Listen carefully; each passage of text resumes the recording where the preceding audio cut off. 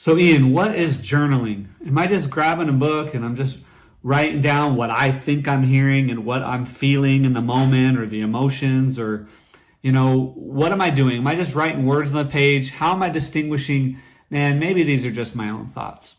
I think a lot of us can relate to that. I know I've felt that way many times in my life where I'm just wondering, God, can you just audibly tell me what to do next? Today in this video, that's what we're going to talk about. And I'm going to go over the steps that I learned from God so that I could hear his voice and distinguish it between all the noise that's going on out there. In the 15 years that I've been using this method, it has not failed me. There's been a lot of waiting time, and there's been a lot of wondering and changing questions and learning to listen. But there have been so many fulfilled promises and times when the Lord has encountered me and told me things that I never would have known. I'm going to go over the steps that I have been following for nearly 15 years now. Has helped me learn to clearly hear his voice in the waiting for the answers. It's given me clear direction in every area of life decision making and has shown his love and direction and correction over my personal life. Friends, it's important for me to say that God speaks to people in many different ways, and they do not perceive it. The Bible even says it clearly in Job. Now, this is a way that he's been speaking to me, and it works, and it can work for you too. However, I want to stress that it is super important, like I said in the last video, that you discover your tipping point, that you discover the hidden desire and hunger in you to connect with God and wait on him to speak in whatever way he chooses. Take this tool, this resource, and use it. And if it blesses you, fantastic. But if he's silent, take the time to inquire of him the way I did and see what else he says to you. So what did I do? When God told me, spoiler alert, when God told me, Ian, write it down, the next few days I went into my rhythm of getting on my face with the Lord, waiting for him, praying through the distractions, asking him to remove the things that were distracting me in my own soul, in my own flesh, in my own environment. And then, instead of asking God what he wanted to talk about, what he wanted me to listen to, I opened up a journal, very similar to this one. And when I opened it, I grabbed my pen and I felt immediately in my spirit, you ready? This is incredible wisdom. Are you ready for this? I felt like maybe I should just ask the question of what he told me to do. So when he said, write it down, I just asked him, God, what would you like me to write down today? And you are the wisest man in the world. That's all I could think of. Now, after 15 years in many of these journals, you can see the date, and then you can see, it says, this is September of 22. What would you like me to write down today, Abba? Before we go into this, I want to go into the word Abba. The word Abba in Hebrew and in a lot of other languages. I know in Korean it's pretty close. Here in Africa we use the word Baba. That word means father. All right? In the Bible, it actually says that we are adopted as sons and can now cry out, Abba, Father. There's a personal connection that we can communicate with God, not just as honoring of God, but that he is also our Father. When Jesus walked the earth and he would say, the Father is in me and I'm in the Father tells me this and I do it. I only do what the Father says to do. Many of the leaders of that day wanted to kill Jesus because he was using the word Abba. He was saying that he had a personal relationship with God Almighty as if he was his father, and he was making himself likened unto God because it was his son. That's a big big part of why I made the shift I did, other than this incredible question that I turned around and have been using for 15 years. I've been asking God every morning that I'm up and I'm listening. I say, what do you want me to write down today, Father? Or, Abba, what do you want to talk to me about today? But before I do that, I told you guys in one of the previous videos that I spent all this time waiting on the Lord, just being silent, learning to be silent, learning to connect with Him, and waiting until I felt His presence and peace come. Whether that was to tell me to read the Word, whether to tell me to start the day, or whether He actually put words in my spirit that I could chew on for the day. Because of that deep connection, and though I still wanted to write whatever down and be a scribe for whatever He wanted to say to me, there was still a longing in me for Him to know, I just want your presence. I just want to be in your presence and know that you're here to meet with me, that you have something to say. And so I began a practice that's maybe not in the Bible, but it's what I see modeled in the life of Jesus. How He used to get away on His own and spend time with the Father a lot. And one of the things that I started doing was I would start writing the words, "Good morning, Abba, Father." You can see this in just about every single post that I make in my journal. It says, "Good morning, Abba, Father. Good morning, Abba, Father." This is actually a perfect example of what I wanted to show you right here. You can see that this entry is very small and this one is big. I'm vulnerable and read this to you. On April 13th of 2020, I said, "Good morning, Father, and good morning, my Lord Jesus. You have risen." So this must have been Easter. I waited for Him on a day you would think I would hear from Him, and there was no response. So one of the things that I do is when I say, "Good morning, Abba, Father," I wait on the Lord to respond back. "Good morning, Son. Good morning, my beloved."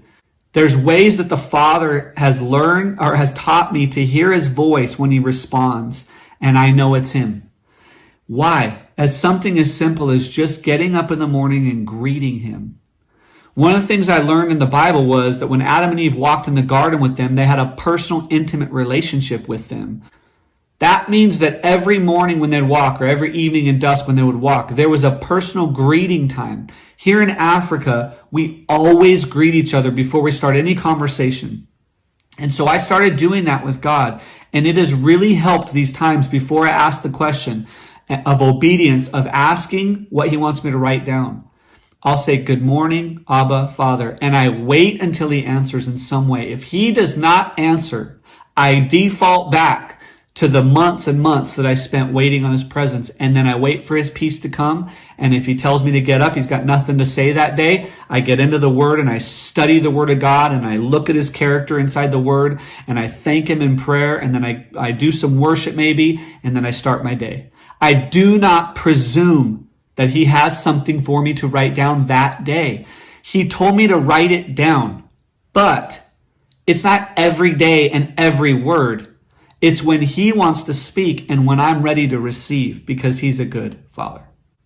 I learned to trust Him and His response to me within the repetition of hearing back from Him when I would say, "Good morning, Father. Good morning, Abba, Father." Just that gratitude of that you put breath in my lungs and I'm awake and meeting with you because of you.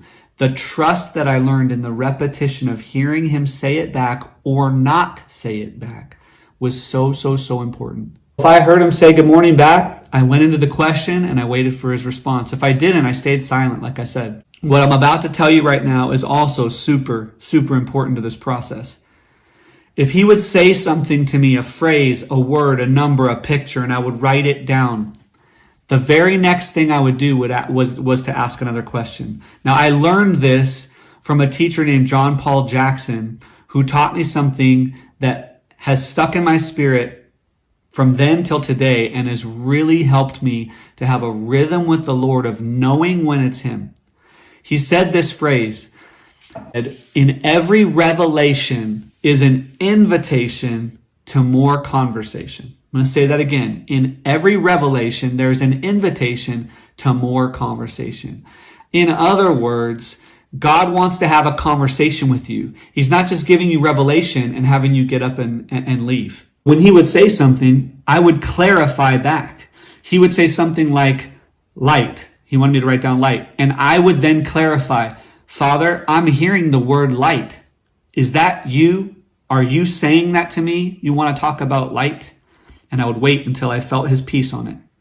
Remember, we're learning to have a conversation with God Almighty, God the Father again, just like Adam and Eve did in the cool of the day. This is a relationship, remember. So how weird would it be if I walked into the house and my wife said to me, Ian, I want to talk to you about something. And I said, great. Hey, babe, what do you want to talk about? And she said, date night. And I said, that's awesome. Yeah. And then I left the house and just didn't say anything. How weird would that be? That would be so weird. But yet that's what we do with God many times. Hey, Father, what do you want me to write down? Light. Awesome. And then I leave. I don't ask him any more questions. I just go, man, light, that's an amazing topic. I can't believe he spoke to me. And the conversation ends. Now, every morning before I started journaling, I had a rhythm of prayer that I had learned with God to begin to grow into a position of dependency on his security and his protection and his provision as I prayed. One, against the environment, and two, against myself. My own flesh and my own soul are at war with my spirit, according to the word of God. But Psalm 139 is a great blueprint for you to begin with and to start chewing on something that can get you into a position of humility before you go into these times of conversation with God. Let me read it for you here. Search me, O God, and know my heart. Try me and know my thoughts. See if there be any grievous way in me, and lead me in the way everlasting. When you're done putting yourself in a position of humility, confession, repentance, getting your heart check in place, saying good morning, Father, and then asking him what he wants you to write down, then you write and you have a conversation back and forth and you wait with clarification questions on what he says. And there are going to be days when you hear nothing because God's words don't fall to the ground. He doesn't just speak to speak, but he is a God that speaks. And so it's very important that we ask him questions back. He loves questions so that he can teach us and draw us close to his heart and what he was intentionally trying to tell us. If he tells us everything he wants to tell us at once, it's gonna overwhelm us because he's God.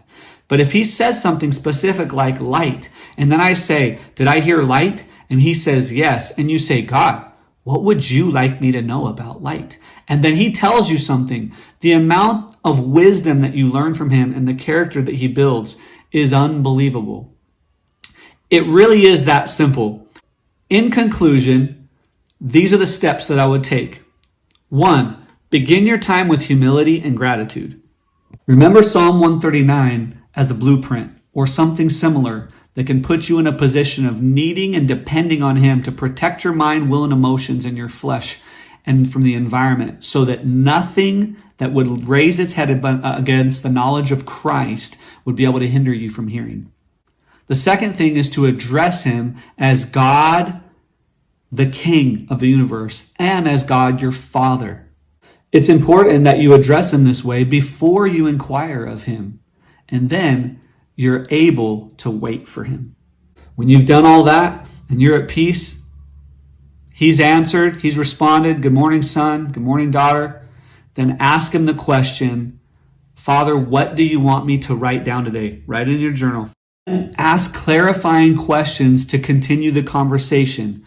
Remember this phrase, every revelation is an invitation to more conversation. And because he speaks in many ways, and I do not have the full revelation on the only ways he speaks, I'm going to add this in as the final one. Make sure you pay attention to the ways he wants to speak to you in his word, in times of worship, in dreams and visions, maybe in walks or runs, etc. Pay attention to how he wants to speak to you. He loves you as much as he loves me and anyone on the planet. And he wants to speak to you in a way that you know he's speaking to you. You know, one of the incredible stories about us living out here in Mozambique, Africa, that I want to share with you real quick is that whenever I have people come into the kingdom of God and they begin to hear God really, really clearly, I usually ask them if he shows up in a dream or a vision, because many of these people can't read and write. So I teach them to pray, I teach them to hear God, and they listen to audio Bibles to be able to hear the word of God and have it in their heart. And I ask them, when he shows up in your presence time, your prayer time, your worship time, how does he speak to you? Does he speak to you in English? And they start laughing. They're like, no way, Baba. He speaks to us in Chiao, in our dialect, or he speaks to us in Portuguese. The Father wants to speak to you the way that you'll know he's speaking to you, because he's not a masquerader of light. He is the light. All right. So did this time help you? I hope it did. As always, go in courage and walk in peace.